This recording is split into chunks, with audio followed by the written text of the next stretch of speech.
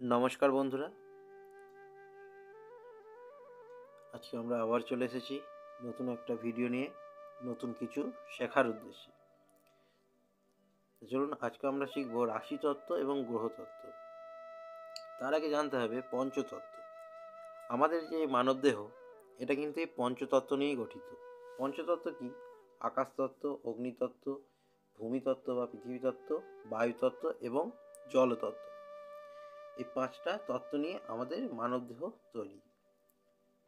এটা মেডিকেল সায়েন্সেও প্রমাণ হয়েছে এবং স্বাস্থ্যতেও এটা দেখা গিয়েছে। আমরা কীরকম দেখব যে এই পঞ্চতত্ত্ব কীভাবে মানুষের শরীরকে কন্ট্রোল করে। উদাহরণস্বরূপ আমরা বলতে পারি, যেমন একটা টিভি চলছে, সেই টিভিটাকে কে কন্ট্রোল করতে পারে? একটা রিমোট। সেরকম এই তত্ত্বতেও আমাদের দেহটাকে কন্ট্রোল করা যায়। যেমন গ্রহতত্ত্ব, আমি বাঁ দিকে লিখে রেখেছি দেখুন, তাতে কী কী পড়ছে? আকাশতত্ত্ব, অগ্নিতত্ত্ব, ভূমিতত্ত্ব, বায়ুতত্ত্ব এবং জলতত্ত্ব। এই তত্ত্বগুলোই গ্রহতত্ত্বের মধ্যে আসছে। এবং ডান সাইডে রাশিতত্ত্ব, সেই রাশিতত্ত্বতেও এই তত্ত্বগুলোই আসছে। এবার রাশিগুলো কি হচ্ছে? এই 12টি যে রাশি আছে, সেই 12টি রাশি এই 4টি তত্ত্বতে ভাগ হয়ে যাচ্ছে। আর এই যে 9টি গ্রহ, সেই 9টি গ্রহ এই 5টি তত্ত্বে ভাগ হয়ে যাচ্ছে। এর ফলে এরা আমাদের পুরো মানবদেহটাকে কন্ট্রোল করছে। অনেকজন তো বলতে পারে যে বৃহস্পতি, সূর্য, এরা তো আমাদের শরীর থেকে অনেক দূরে আছে, তবু কীভাবে এরা কন্ট্রোল করে?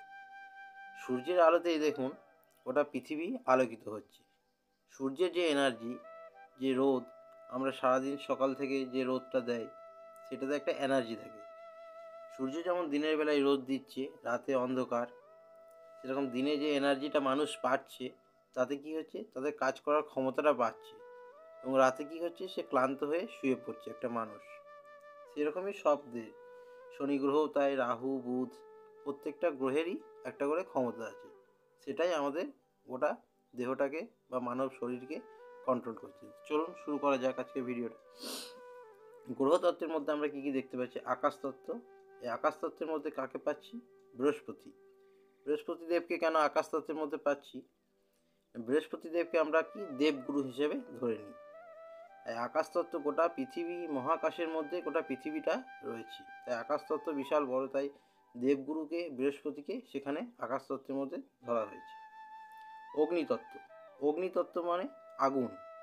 রবি বা সূর্যকে আমরা এবং মঙ্গলকে অগ্নিতত্ত্ব গ্রহ হিসাবে ধরছি।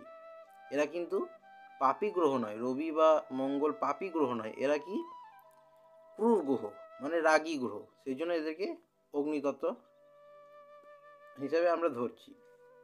ভূমিতত্ত্ব হিসাবে কাকে ধরছি? বুধ।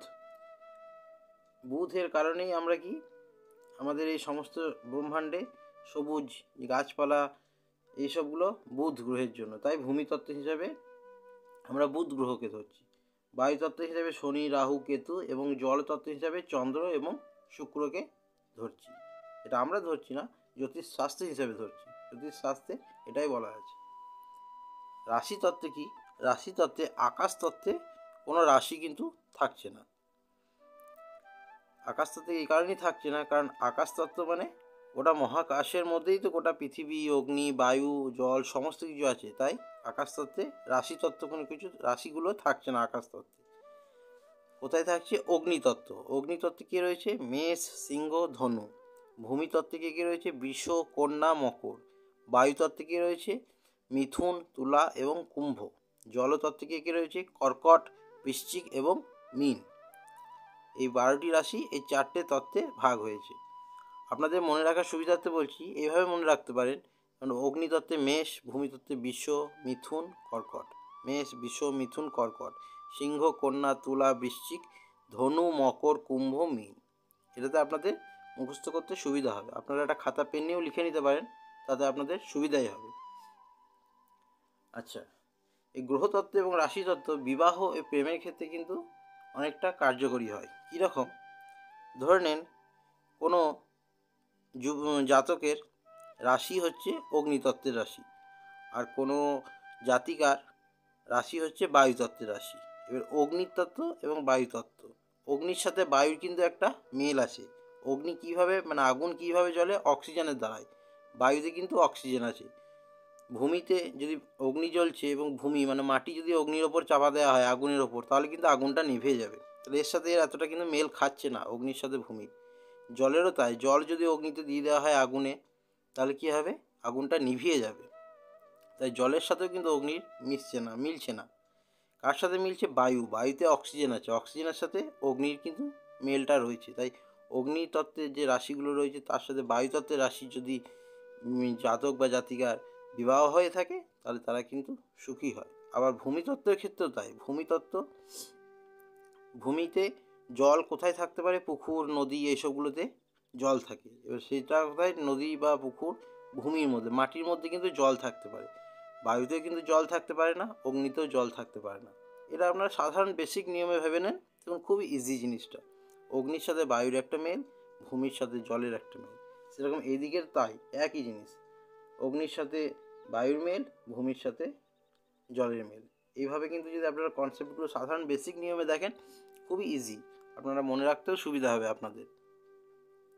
তো এইটা হচ্ছে গ্রহতত্ত্বের, আর এটা হচ্ছে রাশিতত্ত্বের। রাশিগুলো ভাগ করা আছে যে কোন কোন তত্ত্বে কোন কোন রাশি, কোন কোন তত্ত্বে কোন কোন গ্রহগুলো। এটা একটা সাধারণ বেসিক ছক, এটা তো আপনারা মনে করে নিয়েছেন নিশ্চয়ই, কীভাবে কোথায় মেষ রাশির ঘর, কোথায় বৃষ রাশির ঘর, কোথায় মিথুন রাশির ঘর, কোন রাশির কোনগুলো অধিপতি, এগুলো সব আপনারা শিখে নিয়েছেন। এটা তাও আমি একটা ছক করে রেখেছি যাতে আপনাদের বুঝতে সুবিধা হয়। তো আজকে এতটাই। আপনারা ভালো করে দেখে নেন যে কোনগুলো কোন রাশির পক্ষে আর কোনগুলো কোন গ্রহ। এগুলো রাশি আর এইগুলো গ্রহ, এগুলো ভাগ করা আছে। এটা পঞ্চতত্ত্বের মধ্যে এইগুলো পড়ছে। জিনিসটা এতক্ষণ আপনারা বুঝতে পারলেন নিশ্চয়ই। আজকে এখানেই শেষ করছি আমাদের ভিডিওটা। যদি কোনো অসুবিধা হয় আপনারা কমেন্ট করবেন, সেখানে আমি আরও ডিটেলসে বুঝিয়ে দেওয়ার চেষ্টা করব। ধন্যবাদ। আজকে তাহলে এখানেই রাখছি। ধন্যবাদ।